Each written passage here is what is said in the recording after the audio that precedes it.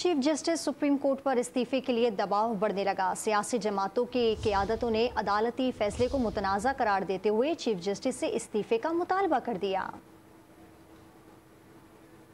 Supreme court کے پنجاب اور خیبر پختونخوا انتخابات پر فیصلے کے بعد سیاسی جماعتوں کے قائدین کی جانب سے چیف جسٹس عمر عطا بندیال پر استعفے کے لیے دباؤ بڑھنے لگا۔ مسلم لیگ نون کے قائد نواز شریف اور سینئر نائب صدر مریم نواز نے چیف جسٹس سے استعفے کا مطالبہ کر دیا۔ نواز شریف نے کہا کہ عدالتیں قوموں کو بحرانوں سے نکالتی ہیں نہ کہ بحرانوں میں دھکیلتی ہیں۔ وزیر خارجہ بلاول بھٹو نے عدالتی فیصلے کو انصاف کے ساتھ بھونڈا مذاق قرار دیتے ہوئے کہا کہ اگر چیف جسٹس انصاف بحال نہیں کر سکتے تو ان کو چاہیے کہ کسی اور کو اپنا منصب سنبھالنے کی اجازت دیں۔ سربراہ جمعیت علماء اسلام فے مولانا فضل الرحمان نے چیف جسٹس پر سپریم کورٹ کو تقسیم کرنے کا الزام لگاتے ہوئے چیف جسٹس کے استعفے کو واحد حل قرار دے دیا۔ عوامی نیشنل پارٹی خیبر پختونخوا کے صدر ایمل ولی نے چیف جسٹس کے استعفے نہ دینے کی صورت میں عید کے بعد تحریک چلانے کی دھمکی دے دی۔